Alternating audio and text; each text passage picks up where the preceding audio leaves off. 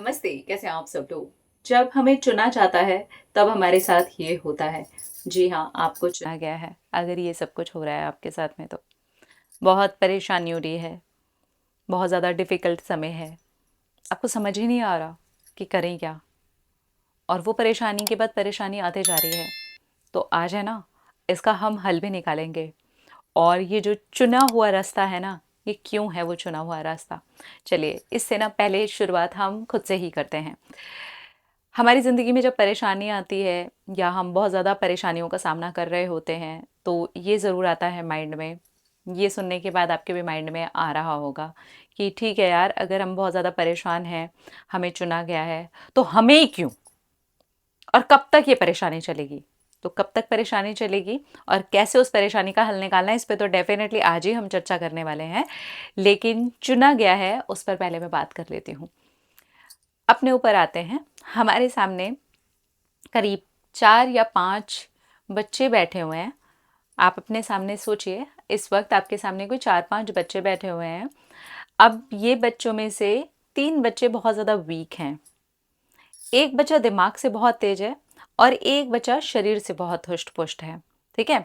और जो 3 बच्चे हैं ना, वो मेंटली भी ठीक है, नॉर्मल है, लेकिन थोड़े से वीक हैं और फिज़िकली भी थोड़े से वीक हैं, ठीक है?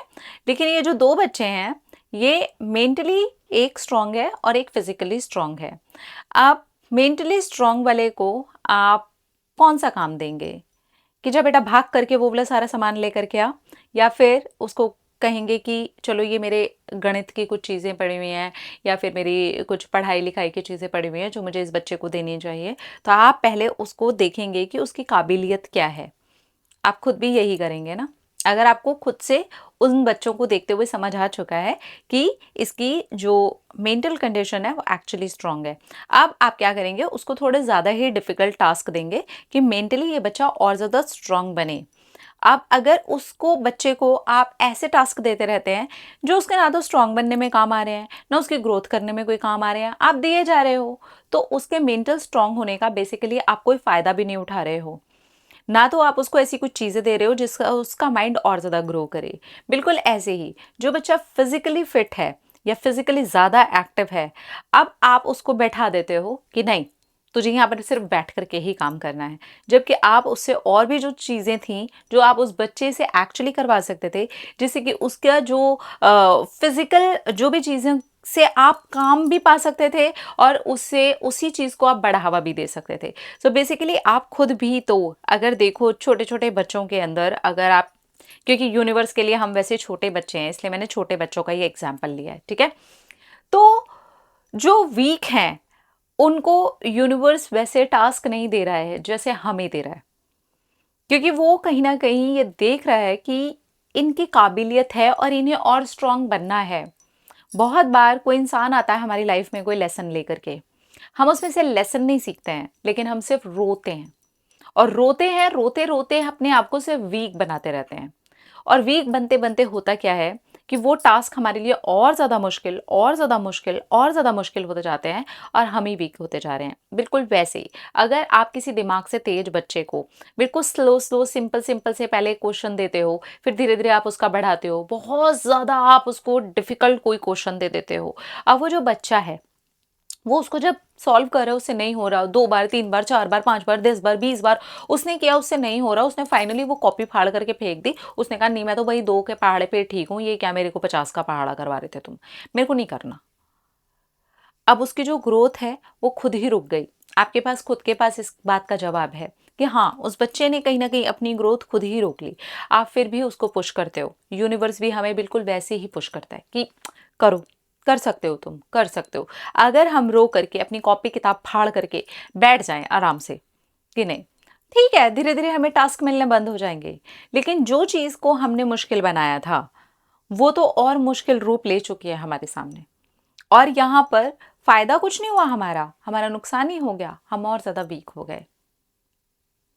अगर पोटेंशियल है, कोई कर सकता है, तो अगर हम भी सामने वाले को देख कर के वो टास्क देते हैं, तो क्या ईश्वर हमें वो देख कर के टास्क नहीं देते होंगे?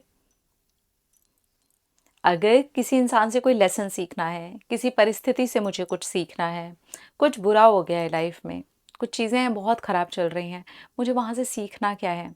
धैर्य बनाना ज़रूरी है, अपने आप को शांत रखना ज़रूरी है। क्योंकि देखिए, अगर आप रोते हैं, आप परेशान होते हैं, आप छटपटाते हैं, आप दुखी होते हैं, मैं ये बिल्कुल नहीं कहूँगी रोना गलत है, रो सकते हैं, ये इमोशन मिला है हमें इस चीज़ को अंदर से निकालने के लिए, लेकिन रोते बैठे रहने के लिए नहीं मिला है।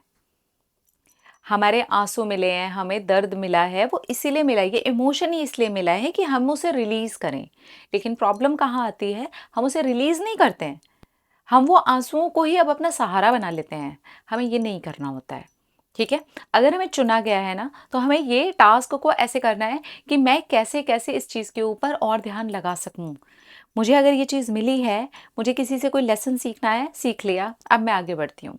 ओके, इस परिस्थिति में ये प्रॉब्लम है, प्रॉब्लम में क्या मेरे रोने से सॉल्व हो जाएगा? क्या मेरे परेशान होने से सॉल्व हो जाएगा?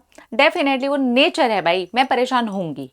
लेकिन मुझे इतना भी समझ में आना चाहिए मेरे परेशान होने से सॉल्व नहीं होने वाला।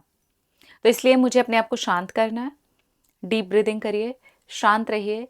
उसके बारे में क्या पॉज़िटिव स्टेप्स हैं जो आप ले सकते हो? क्या ऐसे एक्शन हैं जो पॉजिटिव वे में आपके लिए आपको लगता है कि काम कर सकते हैं? क्यों ना हम उस रास्ते पर चलें, बजाय इसके कि अभी हम सिर्फ यहाँ पर रो रहे हैं और रोते हुए बैठ रहे हैं, क्योंकि रोते हुए बैठने से कोई हल नहीं निकलने वाला, ये आप समझ जाओ, ठीक है? तो परेशान होते रहने से वो परेशानी का सल्यूशन नहीं निकलेगा। डेफिनेटली कुछ दिक्कत हो रही है, कोई परेशानी हो रही है, हम परेशान होंगे, ये नेचर है, लेकिन परेशान होते ही बैठे नहीं रहेंगे, उठना पड़ेगा हमें, कोई ना कोई एक्शन लेना होगा हमें, क्योंकि उसी एक्शन में हमारे सीखने के रास्ते हैं। किसी ने कुछ कर दिया है, किसी ने कुछ कह दिया है, कुछ हो गया है, हो सकता है हमें इमोशनली स्ट्रांग बनाने के लिए ये चीज़ें हो रही हों, क्योंकि हमें समझा जा रहा है कि हम कैपेबल हैं।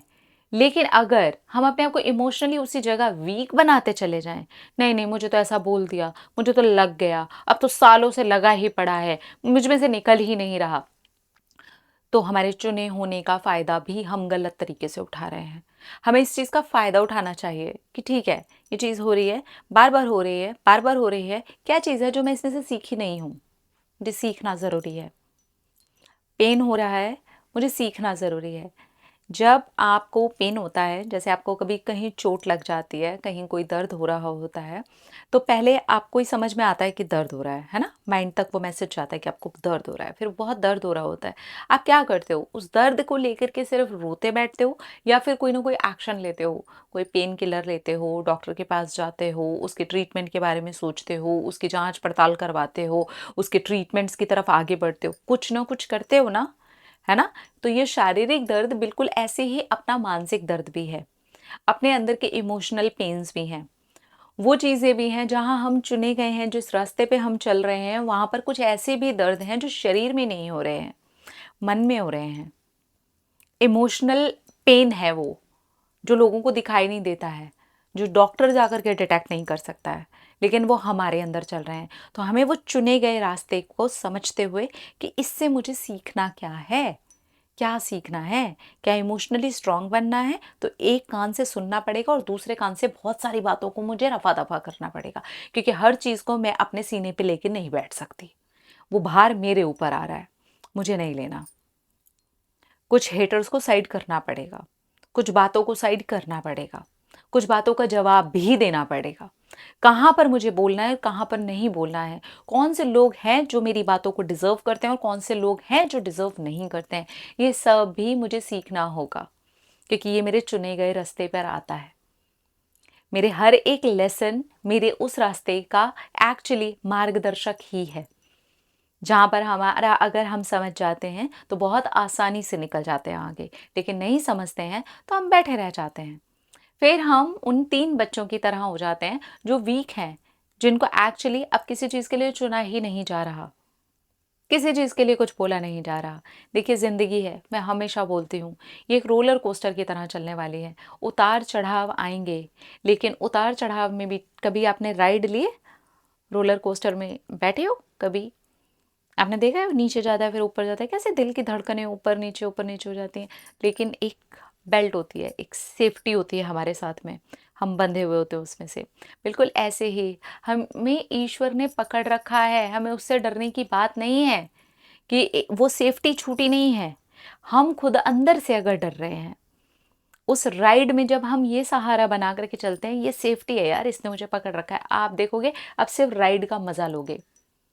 आपको तब भी डर लगेगा, दिल की धड़कनें तब भी ऊपर नीचे होंगी, सांस तब भी रुकेगी, लेकिन आप राइड का मजा लोगे।